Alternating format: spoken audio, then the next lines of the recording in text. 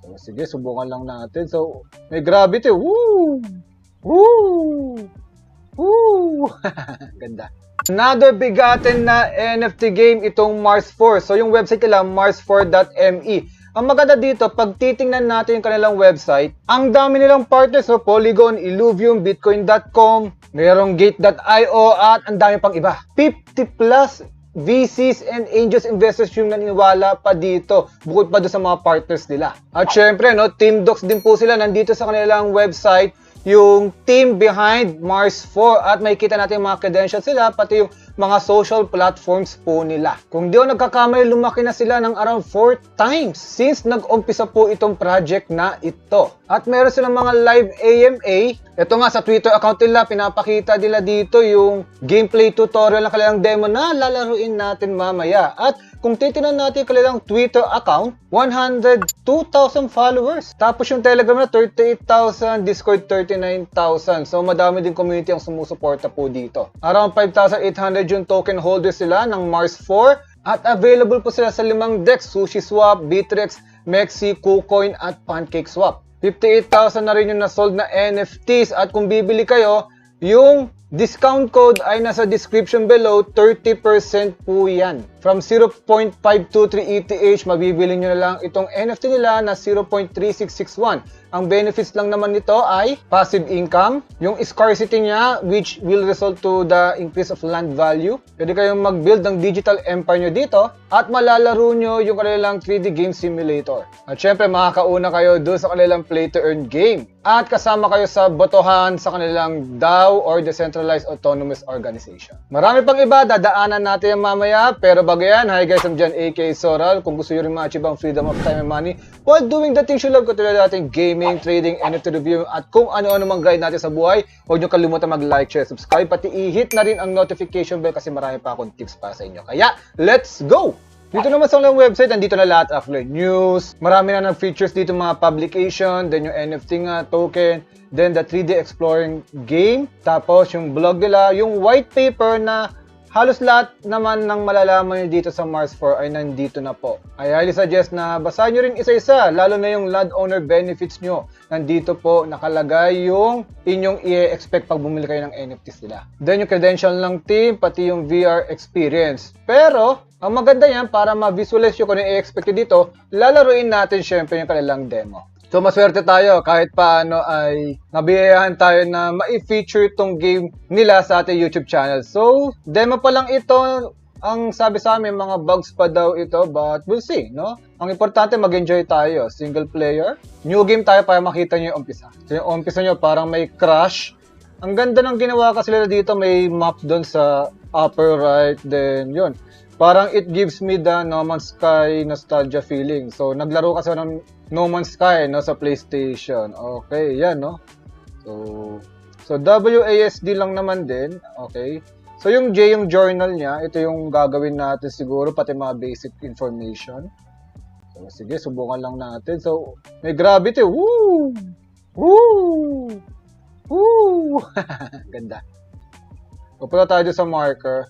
So, ito yata yung ating spaceship, no? Nasira siguro. So, ano to? Ayun, kinuha natin oxygen tank.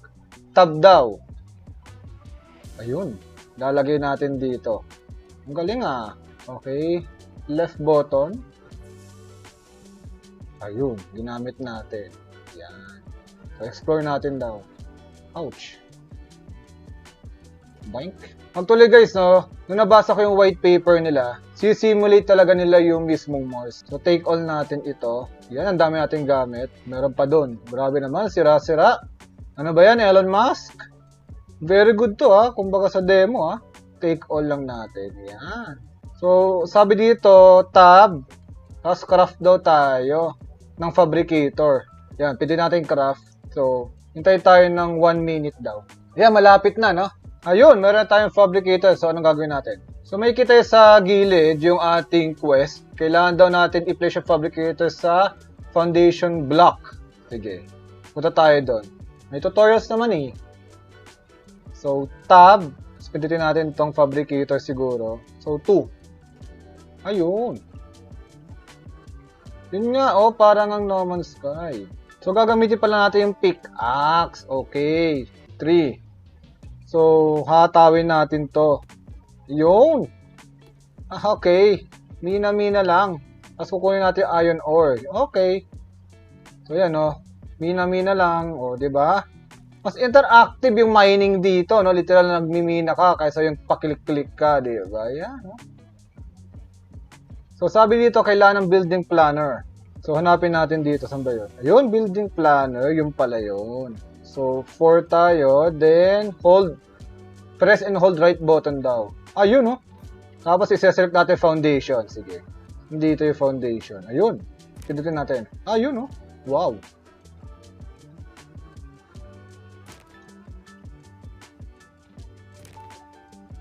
Stig, ah. Stig to, ah. Ay, pangit. Ah! Naok-ok ako. Ba't ganyan? Ipiplace na natin yung ating fabricator foundation. Ayun, pwede na. Boom!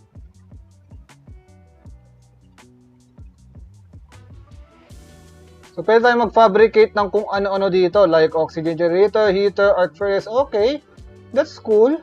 At pwede na tayong gumawa ng kung ano-ano. So, ang ganda ng demo nila. Okay, so, natuwa din ako kasi naglalaro nito sa PlayStation. Parang No Man's Sky. And feeling ko naman na mai-improve pa ito. Kasi demo pa lang nga ito. Ayan. Kung gusto yung laro nito, bibili kayo ng NFT nila. So, pwede tayong gumala kung saan dito. Ayan, oh. Woohoo! Kaso wala tayong oxygen. Sana hindi mamatay yung character natin. Kung gusto nyo pag-aralan pa yung game, kuwari, nabili na kayo ng NFT. Nandito naman sa kanilang white paper, ayan, no?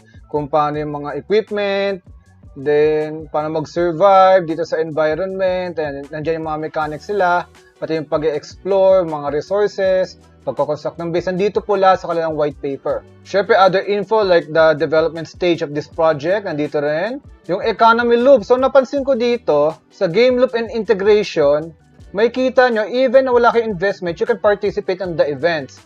But it is best na, yun nga, bibili kayo ng mga NFTs. So, iba-iba yung maaaring maging passive income or maging experience nyo dito sa project na ito. Depende syempre doon sa kung anong NFTs yung i-investan nyo. Nandito rin yung tokenomics sila. Wala namang bago dito. May private round sila. Then, their initial market cap will be $1.4 million. Then yung nga, follow nyo rin yung mga social sila. Lahat naman ng link na yan ay ilalagay ko sa description below. Pati yung ating discount code, no? Ilalagay ko rin dito para if ever na isipan nyo na bumili, naka-discount kayo. Dito nila makikita yan sa Sorol Trading itong 30% discount. So yun lang guys, no? If naisipan nyo pumasok dito sa NFT game na ito, just risk ka naman that you can afford to lose lang. And make sure na para sa inyo or may enjoy nyo talaga itong game na to. Once again, I'm John aka Sorol. Kung nagustuhan mo itong episode na to, huwag mo kalimutan mag-like, share, subscribe, pati i-hit ang notification bell. Pati gusto ko rin marinig ang tinig mo sa comment section below. Hanggang sa muli guys!